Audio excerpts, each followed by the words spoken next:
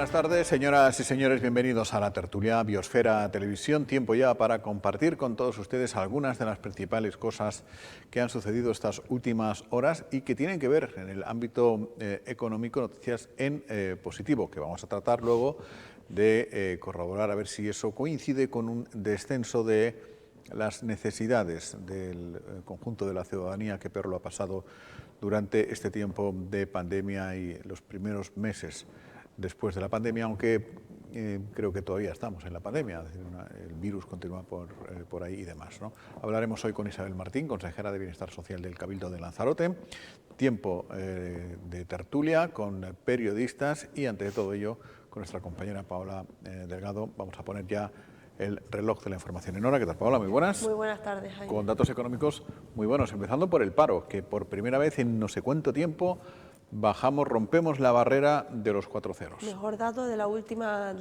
década. Efectivamente, bajamos de esos 10.000 desempleados, de esos 10.000 parados y nos quedamos ahora mismo con 9.855 desempleados en la isla de Lanzarote.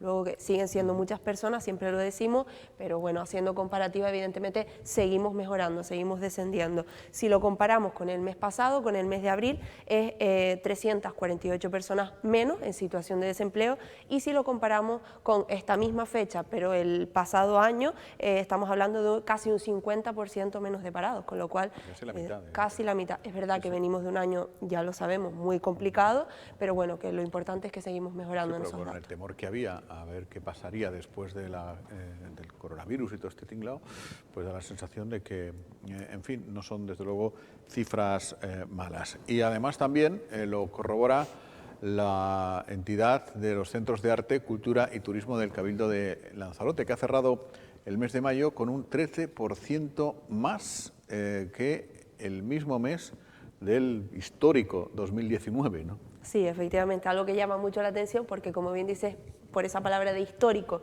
pues fueron muy buenos datos, bien, pues son mejores los de este año, y lo que aún llama más la atención es que ha sido, este 13% más de ingresos ha sido con 10.000 visitantes menos, con lo cual, ¿qué quiere decir? Pues que al final ha servido y mucho la nueva gestión que se ha implantado en los centros turísticos, en los centros de arte, cultura y turismo, con esto de las experiencias insólitas y bueno, y otra serie de cosas, la gastronomía, la calidad de la gastronomía y demás, que sabemos que muchas veces, pues, oye, lo valoramos más y por tanto cuesta un poco más de dinero, pero al final conlleva a este tipo de cosas, que con menos visitantes, es decir, un poco ese camino de la calidad y no la cantidad. Que la gente gaste más, ¿no? Ya que va. Bueno, esta semana hemos hablado también de arqueología relacionado con las piezas que están custodiadas en el Cabildo de Lanzarote y que se pueden contemplar de forma virtual, porque no tenemos museo de arqueología. Se está trabajando también hoy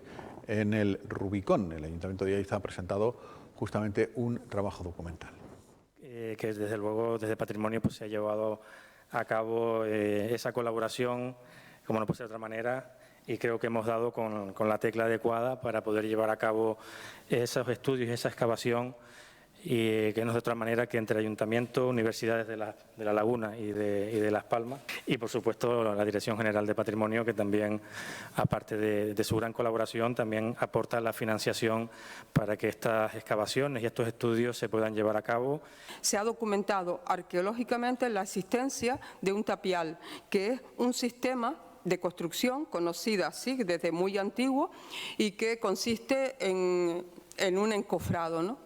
Otra hecho más igualmente importante es que también se localizan paredes de mampostería, y con estas paredes de mampostería aparecen materiales propios de la cultura indígena junto con cerámicas facturadas en la península ibérica, ¿no? Están en consonancia con otro de los hallazgos más relevantes, que es el conjunto de monedas.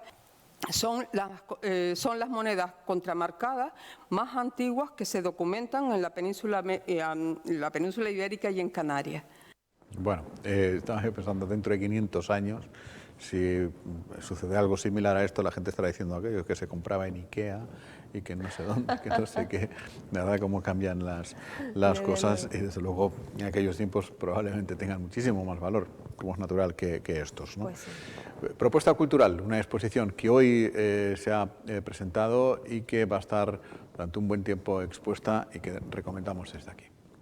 La verdad que estoy encantado de inaugurar esta exposición que se repite después de 20 años en el mismo lugar, en el mismo sitio, con diferentes obras, aunque hay una que se repite que ya expuse la primera vez en el año 2001. Estoy encantado de exponer, me une a Lanzarote un vínculo muy fuerte, tanto emocional como profesional. Las exposiciones que he realizado aquí pues siempre han tenido una gran repercusión y siempre me he sentido muy bien tratado.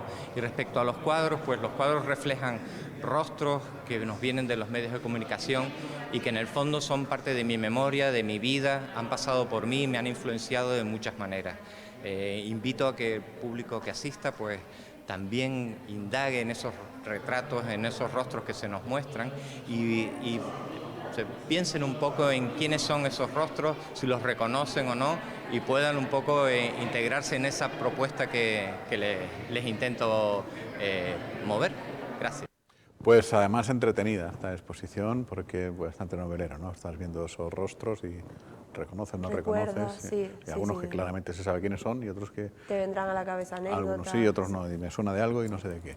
Bueno, la última tiene que ver con un documental que recomendamos que si tienen un rato lo vean, dura como 15 minutos, nosotros lo hemos resumido en apenas 4 minutos algo, es una pincelada de un documental que expresa todo el proceso de integración primero y creativo después alrededor del albergue de la Santa, donde están los menores africanos no acompañados que se han integrado perfectamente con la comunidad de la Santa en particular y de Tinajo en general. El documental se llama Saltando entre líneas, un mural para el encuentro, y parte de ese proyecto denominado La Cancha, que el artista Tono Cruz dirigió durante unos cuantos días de marzo de este año. Yo qué sé, 60 chiquillos que no están en su país, en otro lado, sin la familia, todos en un mismo sitio. Me vuelvo loco yo aquí con 10 amigos, no se van a volver ellos locos, yo qué sé. Hay de todo, pero a mí eso no es ningún problema. Yo lo de la inmigración, y más cuando vienen de África, bastante ellos han aguantado y nosotros como países de Europa tenemos que dar ejemplo. Y ya está. La verdad es que todo el proceso de llegada de chicos al municipio de Tinajo en estos últimos años, sobre todo al principio, cuando se empezaban a faltar en la isla recursos para alojar a todo el volumen de personas que estaban llegando, en este caso chicos menores de edad, pues bueno, sin duda fue una situación que generaba cierto movimiento, digamos, en el municipio. Y además, pues eran personas nuevas que ni de un lado ni de otro se conocían, no compartían ningún tipo de espacio. Entonces, eso generaba un discurso de rechazo, ¿por qué no decirlo? Yo creo que este tipo de procesos van más allá de la obra mural o del resultado artístico que quede, estético. Son dinámicas que funcionan a través del encuentro, ¿no? O sea, encontrar a gente que ha llegado en pateras, con pibes del pueblo, con los educadores, con el tejido social, creo que es lo importante de todo esto. Al final, solo hace falta que la gente se encuentre y se conozca para quitar y romper un montón de mitos, de prejuicios, etcétera. Entonces, a partir de ahí empezamos a reflexionar qué podríamos hacer para que dentro de las líneas de acción que estamos empezando a poner en marcha pudiera cuajar una experiencia de convivencia que mejorara esa relación, y así ha sido. Yo creo que al principio a ellos sí les costó un montón el relacionarse, pero más bien también fue culpa de nosotros, de que estábamos muy cegados en el albergue para ellos, para tal, para cual, como que no, que lo queríamos más para actividades y demás. Entonces fue como que también nosotros tuvimos la culpa de ponerles eso a los niños. Aunque no se le hablara delante de ellos, ellos pues escuchan, no son tontos. Pero sí, ahora yo los veo que se relacionan más. Antes como que los apartaban, no querían, les daban miedo, y ahora no. Este ya es uno más, este es uno más del pueblo, por ejemplo, ¿sabes? Y Manuel, la verdad es que siempre se ha llevado muy bien con todo y una persona muy humilde, ¿sí? Eso por lo menos le sobra. Que espabilen y que no sean problemáticos, ¿sabes? Como antes había más gente aquí, robaban, de todo, ¿sabes? Y a mí me daba pena que escuchaba, no, a un chico marroquí que le robó el móvil a un español, no sé qué, no sé cuánto, ¿sabes? te da como, ¿sabes? Uno de tu misma sangre y todo. Y así lo que tú nunca has hecho en 3 años, ¿sabes? Que yo no, llevo aquí, ya voy por los 4 años, nunca he hecho algo así. Ni robaba ni pedía dinero. Prefiero estar sin dinero que pedir, ¿sabes? Me da como, si no me lo gano yo, no lo voy a pedir, ¿me entiendes? Creando un espacio, pues sobre todo de relación, de encuentro, de distintas personas de la comunidad, también los chicos que están viviendo ahora mismo aquí en el albergue, y bueno, con la idea de poder crear, pues de una manera participativa, identidad, y poder también ir creando pues nueva cultura partiendo de lo que hay con el encuentro de personas que llegan de distintos sitios, que es también lo que ha sido la Santa en otro momento.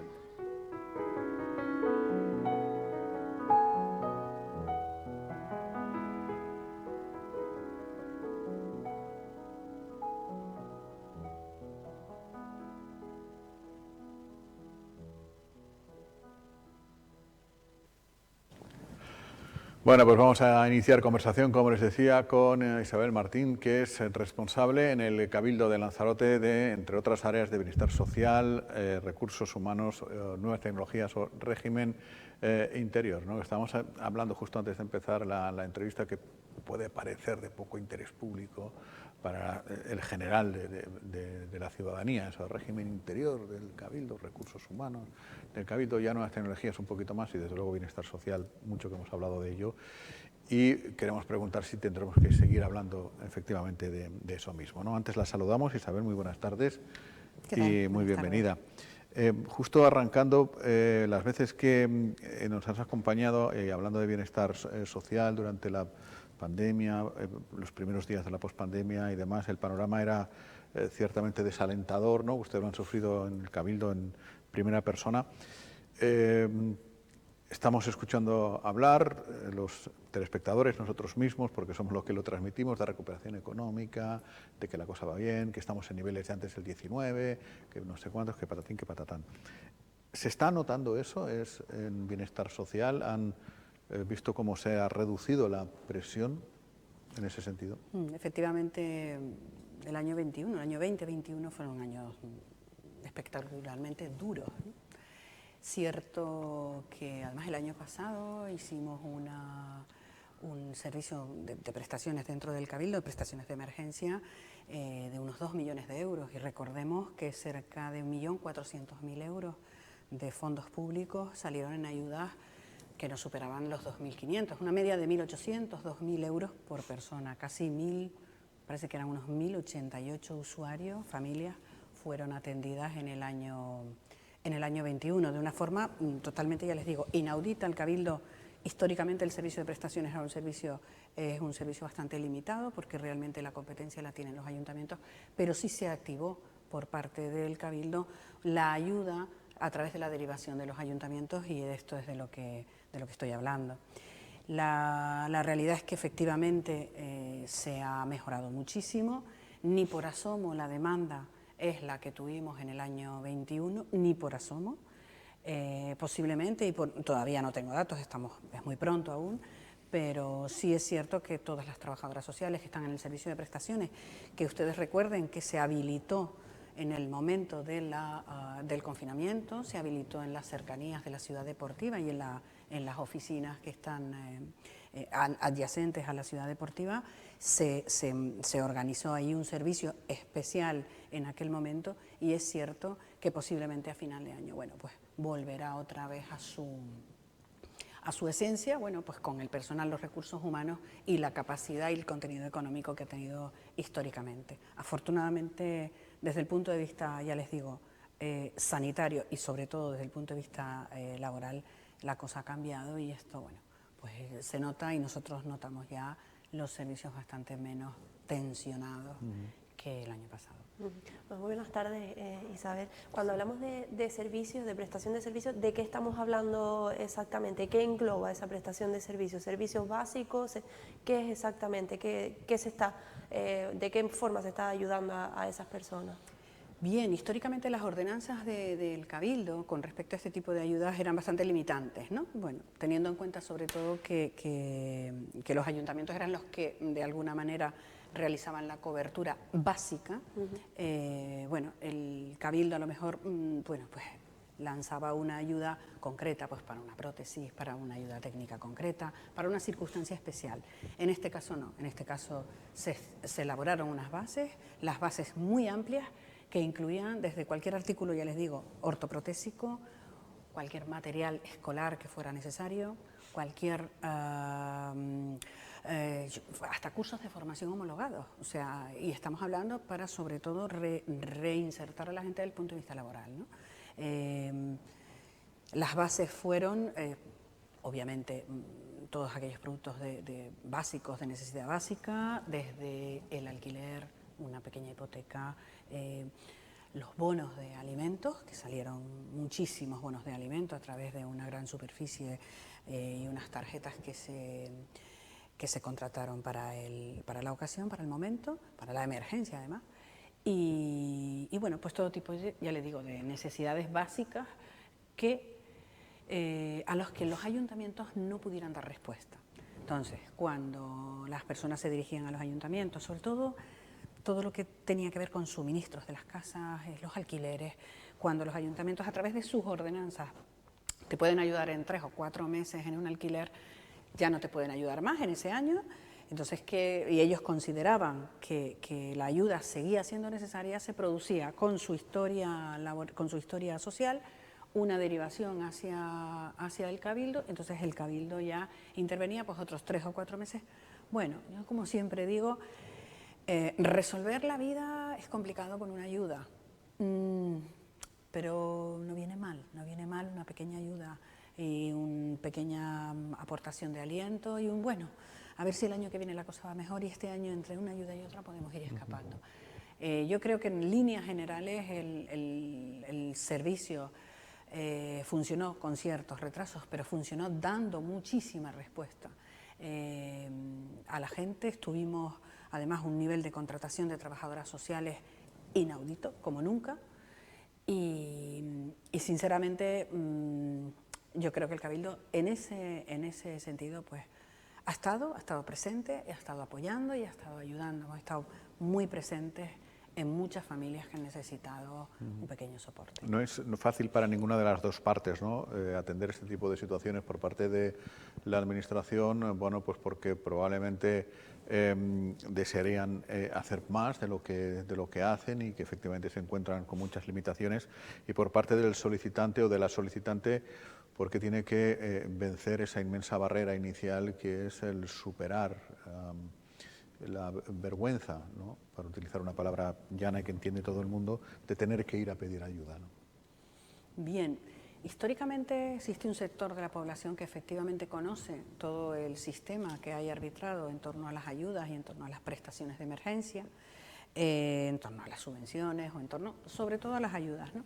Pero efectivamente existe un sector poblacional que nunca ha tenido esa costumbre, que además siempre, y en este caso nos hemos encontrado con situaciones duras porque eran personas que siempre han tenido su trabajo, nunca han necesitado que nadie les eche una mano, porque siempre han tenido la posibilidad de arreglárselas solos, y cuando ha llegado el momento de que no podías salir, no podías trabajar y no tenías ningún ingreso, sí es cierto que en algunas de las ocasiones la gente te llegaba un poco despistada, ¿no?, perdida, ¿no? ¿Y esto cómo lo hago? ¿Y a dónde tengo que ir? ¿Y qué es lo que tengo que presentar? Pero bueno, se han canalizado situaciones y circunstancias y luego, bueno, pues luego hay una parte que yo creo que hacen muy bien, y además yo desde aquí a las trabajadoras sociales del equipo de prestaciones les tengo que además dar una felicitación porque ha sido un trabajo, piensen ustedes, ese trabajo directo a público, alguien que lo está pasando mal, que está necesitando que le ayudes y que no comprende que le estés pidiendo un papel, una fotocopia, que le estés solicitando, que le estés dando una cuenta corriente con un número, que estés diciéndole que estás empadronado en no sé dónde. Hay muchas personas, y es así, que cuando uno está desesperado no lo entiende. Bueno, pues para eso hay una trabajadora social, un profesional o una profesional que está, bueno, pues cargada de responsabilidad para asumir que dentro del procedimiento administrativo es dinero público y tiene que cumplir con una serie con una serie de requisitos legales para que el dinero se entregue adecuadamente, ¿no? Y se justifique adecuadamente. La verdad es que ha sido, ya les digo, un momento muy duro, pero bueno, yo creo que una vez que ya la tensión ha pasado, ahora estamos en la fase de que se están justificando todas esas ayudas que se dieron el año pasado, y bueno, ya estamos efectivamente más tranquilos.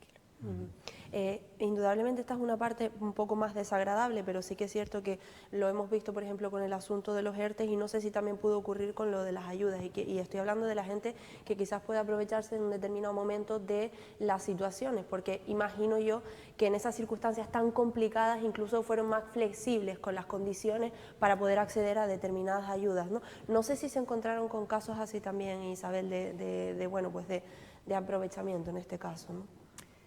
A ver, sobre todo en la primera fase de la pandemia, en la primera fase del confinamiento, puede ser que hubiera algún tipo de pillaje, ¿no? De algún tipo de, bueno, tampoco es tan necesario. Pero también es cierta una cosa, el temor de alguien a no saber lo que ocurre dentro de 6 meses, claro, o dentro de un año, ese es completamente lícito. Claro. O sea, llegas y estrictamente analizas lo que esa persona tiene para vivir y dices, pero vamos a ver, tienes para vivir, tienes posibilidades, tienes la nevera llena, tienes dinero en el banco, y hay personas, y algunas personas mayores te decían, sí, pero ¿y si dentro de 6 meses no tengo qué? O sea, y es totalmente lícito, a lo mejor no es legal en ese momento dar la ayuda, pero esa persona tiene su temor y ella está transmitiendo su circunstancia, ¿no?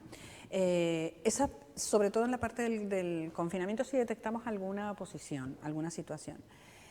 Después no, después hay documentos reglados en los que claramente cuando se tiene una duda por parte de los técnicos, bueno, pues se han hecho visitas a domicilio y en algunos de los casos se han encontrado situaciones absolutamente sangrantes, de personas que aparentemente no tenían ningún tipo de necesidad y cuando abren la puerta de la casa, claro, la trabajadora social entra en la casa y analiza las circunstancias de la vida, de la vida en casa.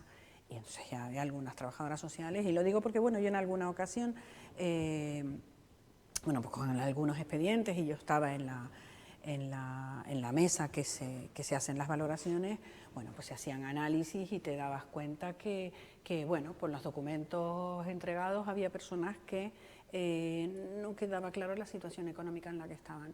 Y las mismas trabajadoras sociales decían, no te preocupes, nosotros nos acercamos a su casa y analizamos.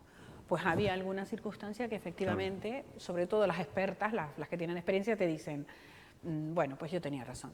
Y otras te dicen, no teníamos razón. Claro, hombre, siempre los extremos, poner cualquier ejemplo de los extremos tampoco representa a todo lo que está sucediendo, ¿no? Pero puede ser que efectivamente hay gente que va a pedir ayuda y luego vas a su casa y cada miembro de la familia tiene un móvil, y que si la PlayStation, que si no sé cuántos, que no sé qué, en fin, son cosas que no se justifican. Pero luego un día Sor Ana me hizo la reflexión, claro, ahí en Calor y Café no precisa de tantos requerimientos, es caridad pura y dura. Allí va alguien a comer o a cenar, o incluso a asearse, y va así, punto, ¿no? Ella me contó una vez un caso de una familia que no le daba para vivir, entendiendo cómo vivir, el derecho que tenemos todas las personas a comer las veces que más podamos durante el día, la de comprarle ropa a la familia, la de permitirte una vez al mes, aunque sea, pues ir a una actividad de ocio, ir al cine. Entonces Sor Ana sabía fehacientemente, porque la familia se lo contó, que decidían ir a comer X días al mes a cambio de tener un poquito para ir un día a una actividad familiar al cine. Claro. Bien, hay una parte... Que es la vida, ¿no? Podemos filosofar aquí. Hay una parte en todo esto que es, a ver, que terminas descubriendo, y recordemos que a lo mejor las personas que estamos aquí, bueno, hemos sido criadas y hemos sido educadas en un entorno familiar con una serie de características y de principios y de educación y de prioridades en esta vida, pero descubres cuando estás en este trabajo en el que yo estoy ahora, descubres que hay situaciones que se cronifican a lo largo de generaciones. O sea, hay generaciones que no saben actuar de otra manera porque eso es lo que han aprendido de sus padres y a su vez sus padres lo aprendieron de sus abuelos. Y no me refiero solamente a las situaciones de consumo, es decir, a los hábitos de consumo y a los hábitos de gasto o de ahorro o de, como digo la palabra, de austeridad a la hora de establecer tus gastos, ¿no? Me refiero a muchas más cosas. Es decir, criterios de naturaleza, pues de igualdad que hemos estado comentando, de consumo de sustancias y adicciones, de desestructuración familiar, de principios que desde el punto de vista de una familia, bueno, yo hablo de la mía y posiblemente de la de ustedes, nosotros nunca comprenderíamos que se dieran determinadas instrucciones a menores o incluso a personas jóvenes de 18, 19, 20 años, con respecto a su forma de vivir y a sus prioridades en la vida, ¿no? Bueno, y perdona, si vas a seguir por ahí. No, simplemente que como nombraste lo de Calor y Café, sí que estaba pensando, y nombraste lo de los requerimientos y demás, que es verdad que pues lo que comentábamos, ¿no? En Calor y Café sí, evidentemente tienes que un poco justificar o respaldar la situación por la que estás pasando, pero que no requiere tanto trámite ni papeleo como si lo requiere en una administración, evidentemente. Entonces, pues iba a preguntarle justamente por eso, ¿no? Que tanto que se habla de la burocracia y de los papeleos y de todas las dificultades que tienen todos estos asuntos, si en esa etapa tan complicada pudieron agilizar y acelerar al final todos estos trámites, toda esta burocracia, porque al final sería ejemplo de que cuando se quiere, pues se puede, incluso desde las administraciones, ¿no? La verdad es que se hizo un entramado precioso en la que intervinieron muchas asociaciones, muchas organizaciones autorizadas de reparto, y se generó una red muy capilarizada de ayudas. Nosotros desde el Cabildo sí articulamos el sistema de tarjetas, de manera que bueno, por una gran superficie, la persona sobre la marcha llegaba y necesitaba ayuda, entonces lo más que le podíamos dar era su sistema de tarjeta. Una tarjeta, entonces no sé si eran 50, 75, 100, en función del número de miembros de la familia, 175, para que sobre la marcha fuera un supermercado. Obviamente con unas limitaciones en las compras, o sea, unas compras que tenían que derivarse hacia determinados productos de alimentación estricta, pura y dura, ¿no? Y ese era el primer paso, sobre todo cuando había desesperación, o sea, para encontrar, poder empezar a trabajar con esa familia, porque además el trabajo de inserción de este tipo de cosas no solo es la asistencia, que sería la tarjeta, o sería lo de Calor y Café, o incluso lo que te hace a lo mejor Cruz Roja o también Emerlán, ¿no? Que te dan una ayuda puntual.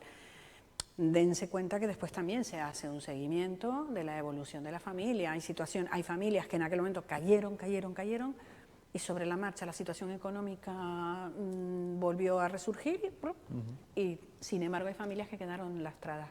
A esas sí hay que seguirles haciendo seguimiento, trabajar en el daño que puede haber supuesto para sus hijos, que eso es un tema complejo y para trabajar ya a medio plazo, y bueno, y sobre todo pues seguir haciéndoles básicamente el seguimiento. Bueno, iba a decir, estamos terminando ya, justamente en esa doble vida profesional pública que lleva dentro de la propia administración, preocupándose de dar respuesta, como acabamos de hablar, a personas que en un momento determinado necesitan lo más básico, también de conjugar ese equilibrio dentro de los que trabajan ya dentro del Cabildo en recursos humanos. Ustedes se han vendido políticamente desde el minuto uno como un pacto, en aquel entonces, y ahora sigue siendo un pacto aunque distinto, en el que las personas son lo primero, etcétera, etcétera, ¿no? ¿De qué manera se refleja eso dentro de la plantilla del propio Cabildo y de las empresas que dependen del Cabildo? Porque hablábamos antes justo de esta nueva legislación al respecto de la baja laboral por la menstruación de las mujeres y demás.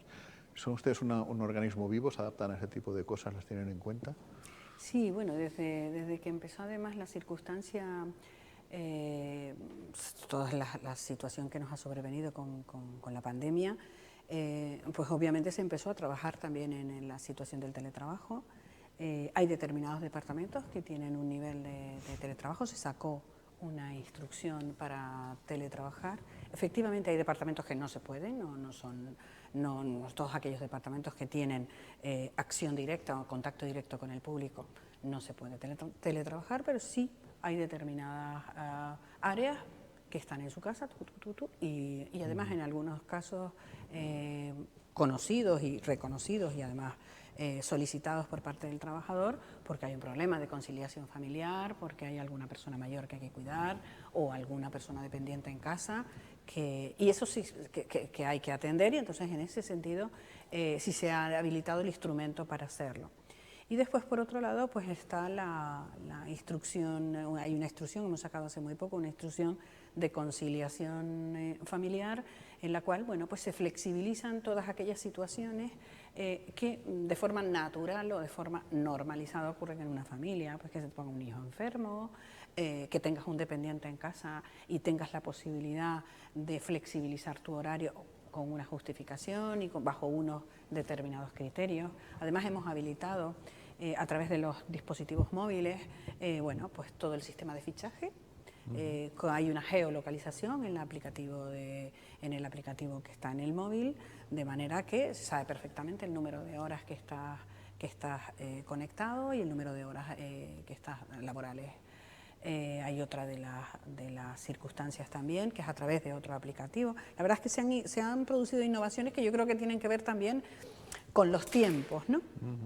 Pues la solicitud de vacaciones, ahora se acaba de instalar la solicitud de vacaciones y la solicitud de asuntos propios, este tipo de cosas. Bueno, con todos los recuentos pues se está bueno, automatizando para agilizar procedimientos que antes eran costosísimos desde el punto de vista administrativo. Bueno, intentar que se reduzcan los costos y agilizar en la medida de lo posible los procedimientos. Yo desde aquí sí quiero hacer un llamamiento y quiero hacer además un reconocimiento porque gran parte de todo este proceso que hemos pasado, de este duro momento que hemos pasado, las administraciones han estado, tenían que estar y deben seguir estando. Y yo pienso que en momentos en los que hay un desconcierto, que no sabes lo que va a ocurrir, la gente mira a los que estamos aquí. Claro. Y la gente mira, ¿qué respuesta me vas a dar? ¿Quién me va a ayudar? Estoy completamente solo. Bueno, pues esa que parece aparentemente una nimiedad, que parece que es una obviedad, pues no lo es, porque cuando las cosas se ponen feas y se ponen apretadas, si hay una palabra de aliento a alguien que está haciendo un seguimiento a tu situación, pues ese alguien es la administración. Desde luego. Yo quería simplemente antes de terminar algo muy breve y vuelvo un poco al otro área, ¿no? De servicios sociales, porque en este caso sí que es cierto y bueno, es un poco a colisión de lo que está ocurriendo ahora mismo, la llegada de embarcaciones que, bueno, desafortunadamente sabemos que es casi que pan de cada día. Ayer 169 personas, hoy otras 80 y pico, entre ellas mujeres embarazadas, menores. Y bueno, yo sé que usted ha puesto especial atención siempre en ese asunto. Ya hablamos en su momento de lo del Centro de Menores de Órsola, parece que finalmente, bueno, se ha quedado un poco estancado, pero sí que, bueno, siempre ha, digamos, luchado por esa distribución, ¿no? Mejor distribución para precisamente atender mejor a estas personas. ¿Se está colaborando más por parte de los ayuntamientos? ¿Hay alguna otra opción? ¿Hay algo pendiente? ¿Cómo está esta situación ahora mismo? Bien, ustedes saben que gran parte del planteamiento que nosotros hemos hecho, que yo personalmente además he abanderado y la presidenta también hemos trabajado mucho, bueno, pues sobre todo por la no estigmatización de las personas que llegan y sobre todo porque el tratamiento de los menores fuéramos conscientes de que son menores, de que son como si fueran nuestros hijos, porque realmente lo son una vez que entran en territorio español y entran en territorio canario y están tutelados por la comunidad autónoma, porque es así como lo tenemos establecido. Entonces, una vez que entran, yo siempre he pensado que la mejor manera, y siempre hemos abogado y trabajado porque la mejor manera de que sean atendidos, pues en centros pequeños, pequeñitos, y cuando digo pequeñitos hablo de 15, 20, 25 chicos, distribuidos a lo largo de la geografía insulares, a lo largo de toda la geografía del archipiélago, en diferentes recursos pequeños. Pero para eso efectivamente se necesita la colaboración de los ayuntamientos. O sea, los ayuntamientos tienen que ser parte fundamental. O sea, nosotros ahora mismo en Lanzarote, que tenemos los dos espacios, uno de ellos muy grande, que ha estado además muy sometido a muchísima presión a lo largo de este tiempo, que es el de la Santa, pero por ejemplo, el de los 2 pequeñitos que hay en Yaiza, prácticamente no se ha oído nada de eso. ¿Por qué? Porque son 2 casas que tienen 15 o 20 chicos. O sea, no se oye nada, ni además es un sitio muy bonito donde están viviendo, y chicos que están perfectamente integrados en nuestras rutinas, en nuestros colegios, en nuestros institutos, en la formación de los chicos. A ver, yo soy partidaria sobre todo de todos aquellos niños que por diferentes motivos, porque hay mucha complicación con la documentación, por diferentes motivos ya estén muchos meses aquí, de instalarlos, no estarlos moviendo de un lado para otro, porque al final, ¿qué les estás diciendo? ¿Qué interpreta una persona joven que llega aquí, que es una que molestia, lo tienes Son mercancías. Exacto, que lo tienes pasando de un lado para otro? Lo normal es que lo integres, lo metas, entre a formar parte dentro de todos los grupos formativos e integrarlos dentro de las vidas de los pueblos y no darle mucha más importancia a las cosas. La sociedad lanzaroteña y la sociedad española en general ha cambiado.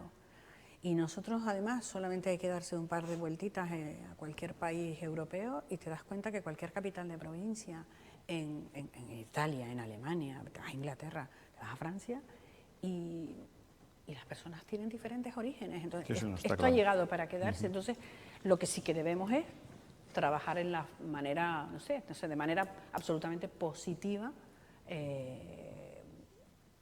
normalizar la situación. Incorporando políticas para la inserción, ¿no? Es claro, Isabel, pues nos ha encantado tenerla hoy aquí. Muchas gracias por haber venido. Muy bien, gracias. Y buenas tardes. Bueno, pues vamos a la tertulia. Tú no te quedas, ¿no? No, yo hoy me tengo que ir. Una pena con lo bien que lo vamos a pasar ahora. Motivo médico, que eso no hay que perderlo. Nada, Sí. hasta la próxima. Enseguida volvemos, será ya con la tertulia.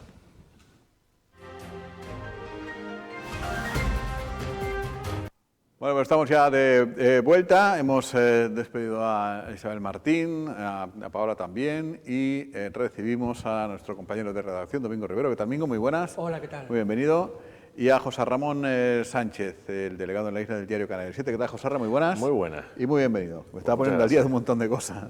Se ve que han pasado por el mundo, pero uno se mete aquí en la nave esta por la mañana y de pocas cosas me entero. ¿Por qué lo dices? ¿Por lo que te decía antes? Por todo en general, si no se puede decir cosas en antena, pero no, que sí, no son secretos universales.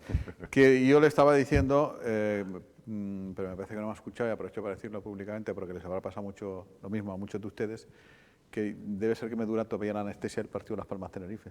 Estoy medio abotargado. Que mira que me aburrí rato. La segunda parte un poco menos. Pero, la verdad es un derbi y encima con lo que está ahí en juego. Bueno, pues, espabilen en el Estadio Gran Canaria, que bueno, que de aquí sí espabilan. Sí, no, las declaraciones de Viera, en fin, veo muchas fiestas aquí y hay cachondeíto con el asunto. Esperemos que no vaya la cuestión a mayores y que gane el que tenga que ganar. Ayer no hubo ningún incidente, ¿no? No, afortunadamente. Muy bien. Muy bien. Pero digo que el sábado que todo vaya, pues son casos de normalidad, que sea una fiesta. ¿Vas a ir? No puedo. No. Bueno. Pero, y hombre, sabes que soy muy amarillo, por eso te lo pregunto. Opto por la victoria deportiva, pero si no puede ser. Pero pues mandas ahí a enviados especiales. Todavía tienes otra oportunidad, si se gana mañana tienes la buena. No, claro, a ver, oportunidad buena. Esto es simplemente para pasar a la final. Esto es el aperitivo. Para ir a Girona, ¿no? Girona o Eibar, el que gane la eliminatoria. Hombre, lo ideal sería el Girona porque así se jugaría. No te puedes fiar de ninguno. Porque el Rayo Vallecano el año pasado fue el sexto y subió. De hecho, han subido todos los que han subido desde que existe la vaina esta, casi todos han sido quinto o el sexto. Sí. Increíble. El otro día venía un reportaje no sé dónde que venía. Bueno, eso. Pero las estadísticas están para romperlas, ¿no? Eso dicen, sí. Sí, pero claro. Alguna estadística siempre se rompe, o sea, cualquiera, porque... Sí, porque siempre se rompe algo. Ayer el Tenerife llevaba sin ganar no sé cuánto tiempo ganó. Las Palmas llevaba no sé cuánto tiempo sin perder. Perdió. Fíjate, o sea que al final es eso. Bueno, lo importante, como dirían las abuelas del mundo, es que nadie se haya hecho daño. Eso, y no consta, ¿no? Que efectivamente nadie se hizo daño. Bueno, uno del Tenerife estuvo media hora ahí tirando el suelo, un tal Andrés, que decían los comentaristas que había salido para revolucionar el partido. Le dijeron que tocaban los premios Goya, el día del teatro dentro de poco y esas cosas, pero bueno, salvo eso. A mí me gusta más, tengo que decirlo. Yo, en fin, tiro más sentimentalmente para el Tenerife, para que nos vamos a engañar. No es malo ni una cosa ni la otra, simplemente eso, por razones que se remontan a mi infancia y que José Ramón ya sí que la sabe. Año 91 y 92 especialmente, ¿no? Sí, por ahí, no, incluso hasta menos, que siempre perdían el Barcelona. Es que el Tenerife hizo Eso, mucha afición. Añádele que el Tenerife... No, se remontan antes. ¿Tú te refieres a eso? No, mucho antes. Yo sé la historia, sí. De año 79 probablemente, o 78, o sea, una burrada de esas. Las Palmas jugaba los sábados por la noche en el Insular. Era el único partido que se jugaba. Y a las 10 de la noche se jugaban muchos partidos. Y a las 10 de la noche el Barça ya había perdido y me amargaba todo el domingo. y encima la Liga de Ajedrez en la que yo participaba, que se jugaba los sábados por la noche. Bueno, en fin. Total, y luego se añade lo de Tenerife, sentimentalmente tiro más para el Tenerife. Pero debo de reconocer que en la actualidad la propuesta futbolística de Las Palmas mucho más atractiva. El entrenador tiene mucho que ver más mucho con el atractiva, Barça. sí. Como propuesta futbolística, ¿no? Tenerife... Y luego, puestos a defender que si la cantera y los canarios y demás, en Deportiva, alguno más que en el Tenerife hay. De hecho, en el Tenerife creo que ayer en el once titular no había ningún canario. Y el único bueno que había en Tenerife jugó en Gran Canaria, que es Pedro, Pedro, ¿no? Sí, Pedri. Y Alberto Moreno también es de Tenerife. Por eso digo que... sí, también. Sí.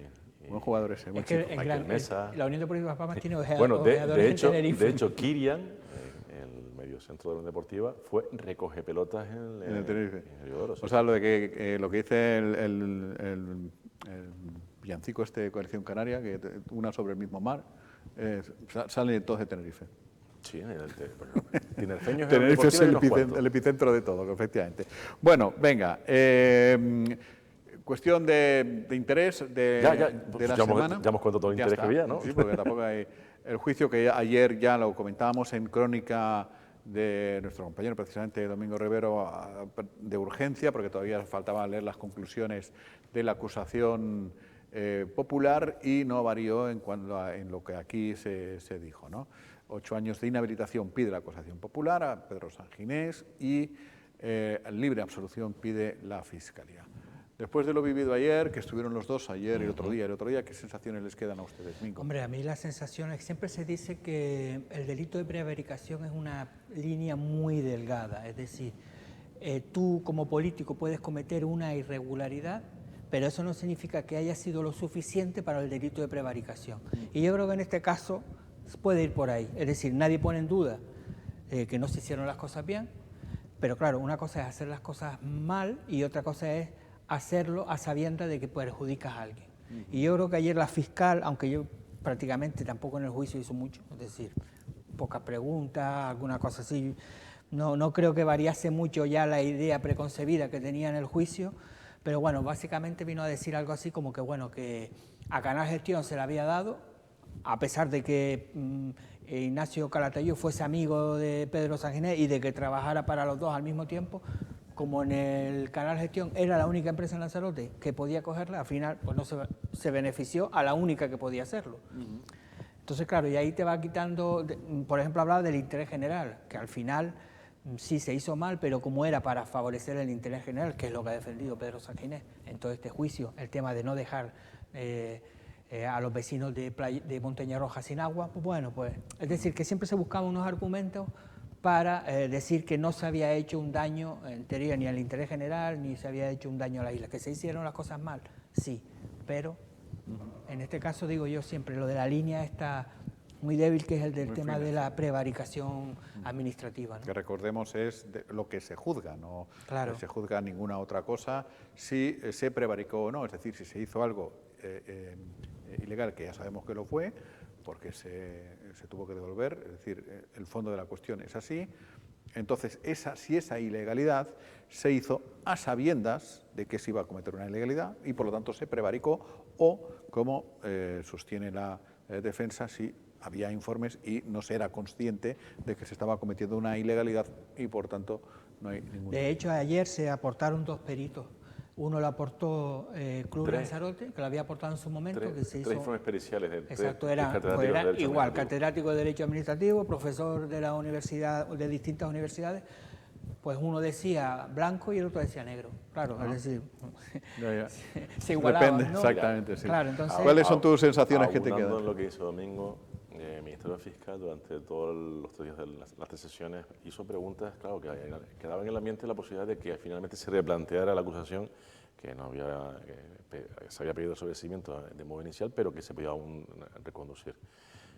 Y las preguntas a veces daban la sensación de que iba a acusar, pero ayer, al contrario, mantuvo el criterio y además con argumentos que incluso hicieron frente a frente a la acusación popular, hasta el punto de que la acusación popular incluso, no sé si quizás en un pique de algún momento previo, casi reprochó este papel que había hecho sí, Fiscalía, dijo básicamente, ¿no?, que discrepaba con y la posición y el informe de la Fiscalía acusación popular, ¿no? Además sirvió a las 3 defensas para decir que se adherían al mismo y luego con argumentos propios en cada caso particular para reclamar la absolución de su representado. Los abogados de la defensa, Y, cuando la fiscal dijo eso, bueno, a ellos hasta se les subió la alegría, ¿no? Como diciendo, nos añadimos a eso, ¿no? Por el lenguaje corporal que pude apreciar así de todos los intervinientes, me pronuncio más a favor de que sean absueltos de que no. Ajá. Esa es la sensación, Y de digamos, hecho, que les quedó entre los que estaban. De hecho, ahí. la juez... Pero bueno, habrá que ver, porque la jueza es la que en última instancia va a dictar y dictaminar, y veremos. Si tú te fijas, la juez, a muchísimas preguntas que hacía la acusación popular, le decía, no cabe esa pregunta, cámbiala. Sí, pero era casi más que nada porque bueno, pero es estaba verdad todo que el día en ahí. algunos casos las cuestiones abordaban aspectos de intimidad personal incluso, y yo creo que no eran de recibo. Pero bueno, eso lo digo a título particular también. Y básicamente incidir en que el Fiscalía final esa parte la sacó de todo el debate y argumentó en base a lo que tú decías, que quedaban 2 opciones. Digamos, de algún modo, una vez que el diputado del Común pues incidía en que había que tomar medidas. La clausura, y eso derivaba en que si no tomabas medidas complementarias inmediatas para garantizar el abasto, dejaba, como bien apuntaba, a 6.000 vecinos sin suministro, no se sabe un tiempo, podía hacerlo igual de días, pero quedaba esa nebulosa en el ambiente. También, o la intervención, que yo creo que además quizás el error ha sido insistir en el término incautación, porque en realidad fue casi más intervención, que incluso alguno ayer planteó incluso hasta comparó con una expropiación, evidentemente no tiene nada que ver. Sí, uno de los peritos decía que precisamente la incautación no era la palabra más adecuada. Sí, ¿no? Y creo que ahí estuvo acertado. Y no, te decía también, por ejemplo, estuvo Jerónimo Saavedra, que fue diputado del Común en su momento, y él también fue bastante a favor de la tesis, por decirlo de alguna forma, de Pedro Sanginés.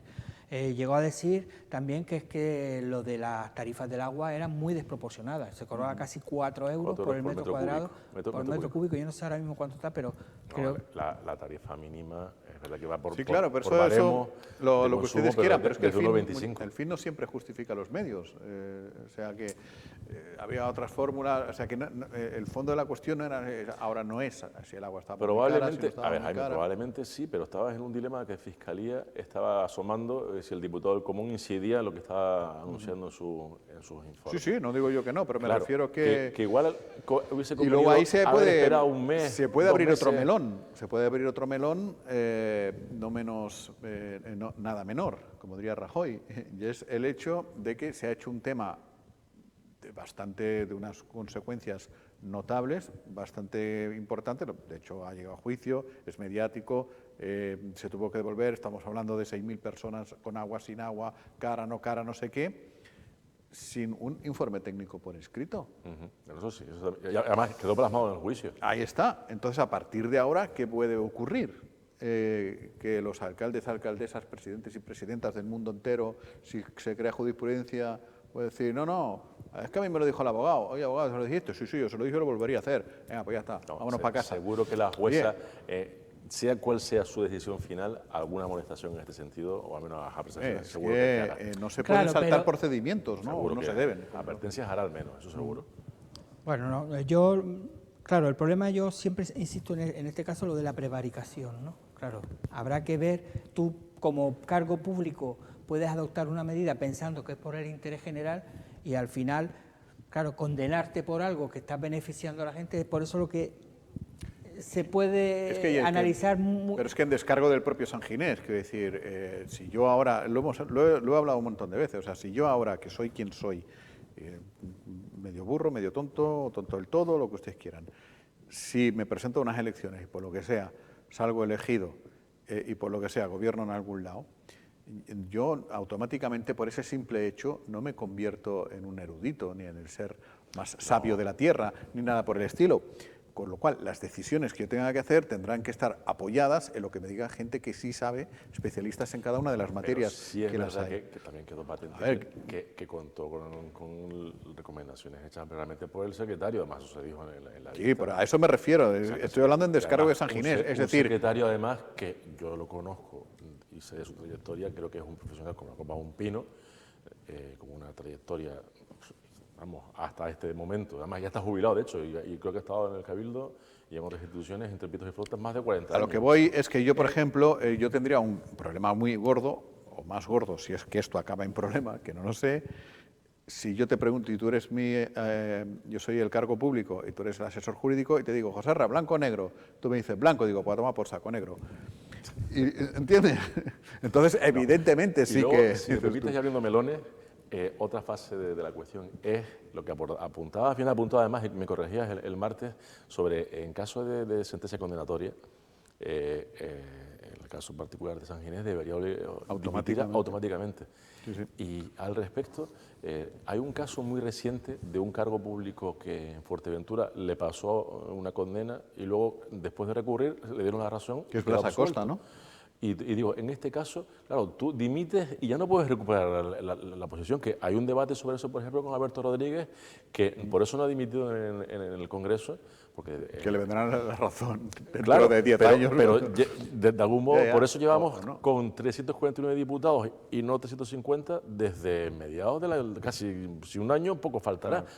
Y entonces, claro, es ¿por qué no se espera en este tipo de circunstancias a que la resolución sea firme cuando haya recursos? Claro, ¿no? el problema en estos casos es si la justicia fuera rápida, podríamos decir eso. Claro. Bueno, pero es que al final puedes estar tú como pero- el pero- alcalde de Tinajo, pero es que hay- 20 y pico años de alcalde. hay un riesgo y muy el elevado juicio de no sale, cometer que no en tiene última ninguno, pero instancia me ¿No hay refiero. pista sobre muy- cuándo puede salir la sentencia? No, será cosa de semanas. Hombre, no sé si antes de agosto. Yo creo que vamos, yo creo que si no es este mes, será en julio. Pero seguro. fíjate tú, la acusación popular decía que era una administración, una prevaricación de libro, ¿no? Que había que estudiar en las universidades. Pues está claro que no es una de libro. Por lo menos la fiscal no lo ve de esa manera. Cuando tú hablas de una prevaricación de libros, supone que todo el mundo lo entiende así. No, y Calatayud tampoco, porque diría que a sus alumnos les pondría esto como ejemplo de las No, cosas es que lo dijo, se hacen además. bien, ¿no? Es que lo dijo. Lo dijo. Sí, sí, También. además que O sea, que- Es que lo dijo, que él va y que son uno de los... De hecho, según él, en las clases que da en la universidad, uno de los casos prácticos que puso es este. Es este, pues fíjate. Para decir que lo que había que hacer, es decir, todos esos alumnos van a hacer lo mismo que él. Van a dar el informe verbal y van a trabajar, Bueno, ya asesorar a las dos hay empresas cosas a que la me dijo misma más de vez. un profesor que no las aplico, ¿eh? También Hombre, luego- entre otras cosas, las Luego hostias que me dieron. Cada uno puede tener uso del sentido común, un poco de las circunstancias, de los momentos, de con quién se trabaja, en fin. Ya. Bueno, en fin, pues lo que sea que suene que se acate, digo, es que no queda otra. Nosotros ya lo contaremos y luego los protagonistas de la historia, sí, supongo que darán ruedas de prensa y interpretarán el tema. Y De todas formas, que aunque salga suelto, que tampoco tire voladores. Es decir, está claro que lo que hizo en su momento no estaba bien hecho. De hecho, los juzgados tuvieron que quitarle la razón. Se ha gastado el cabildo pues en informes jurídicos, es decir, ha habido también un gasto de dinero para poder solucionar eso. Es decir, que... Pero ahí quien le tiene que juzgar ya será el pueblo, cuando se vuelva a presentar a la entiendo, pero digo que- modestamente que la acusación popular tuvo también ahí, pues, no sé si la osadía, pero al menos quizás el mal gusto de dar a entender que hubo una connivencia entre los tres acusados. Y hombre, yo creo que eso ahí fue exceso No sé. Claro, no se habla nada de Chumini y Pancho Perdón. Claro, ¿no? pero O sea, ahí, en este caso. hayan estado sentados y Sí. no me consta que hayan tenido nunca antes alguna vista judicial con ellos también sentados en un banquillo. Y Pancho vivió los mejores momentos De Dimas, por ejemplo.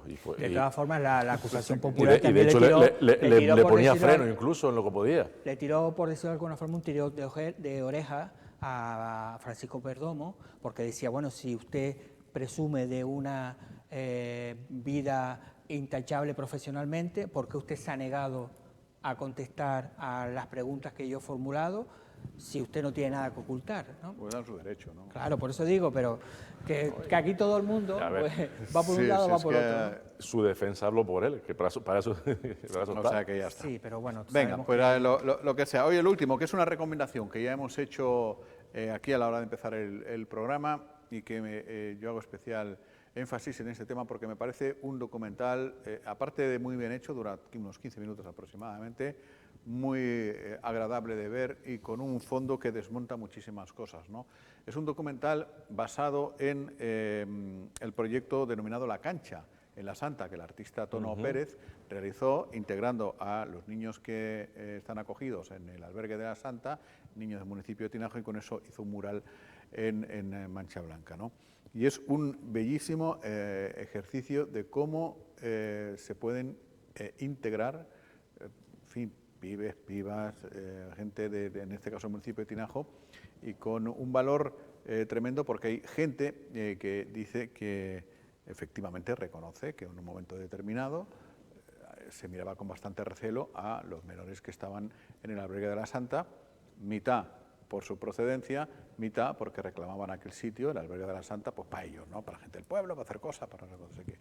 Y al final han reconocido justamente que esa forma de ver las cosas también era percibida por estos chavales, por los que han venido de África, pues como una agresión, es decir, que no nos quieren. Claro, cuando te sientes agredido todavía enfatizas más tu resistencia a integrarte en una comunidad. Al final, hablando, se entiende la gente, se han integrado. O sea, un documental bellísimo, se llama Saltando entre líneas, un mural para el encuentro. Me parece ejemplar, no sé si lo has visto.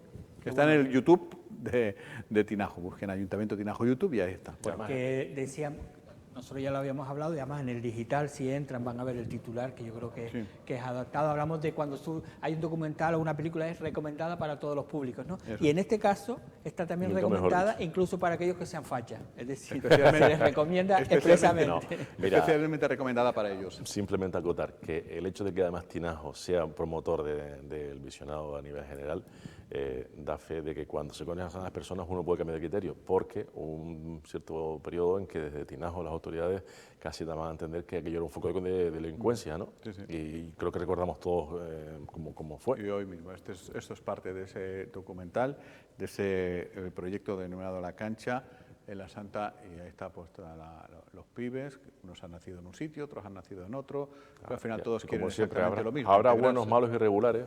Integrarse, jugar y pasarlo bien y sentirse queridos en el lugar en el que están, ¿no? Y eso me parece que ha aportado y ha sumado muchísimo, y es todo un ejemplo. Porque pateras van a seguir llegando, ¿verdad, Jaime? Pues eso es evidente, ¿no? Hoy hemos tenido eso, sí, ayer otras tantas, tres embarazadas. Las últimas que han llegado, porque aquí hablamos siempre de Marruecos. No, vienen además las de últimas subsaharianos. Es decir, que son inmigrantes o migrantes que llegan a Marruecos. Es decir, Marruecos también está sufriendo lo que nosotros sufrimos, lo están sufriendo ellos también. Doble inmigración. Es decir, no son subsaharianos que vivan en Marruecos, no. Han llegado a Marruecos y de Marruecos han saltado para Canarias. Entonces, víctima de las mafias, claro, que por les eso, cobran. Que culpar a Marruecos de todo el tema de la inmigración también es un error. Pues sí. Bueno, pues nada, ya hemos hecho el rato por hoy. Mañana será viernes. Mañana nos vendrá a ver si no cambia la agenda Jorge Peñas, consejero en el Cabildo de Lanzarote de Podemos. Podemos hablar mucho con él. Y tendremos también tertulia política después. Así que les espero mañana. Gracias, Domingo. Gracias, Joserra. Buena semana, que todo vaya en el sábado. Espero, gracias. A ver, venga. Volvemos mañana. Buenas tardes.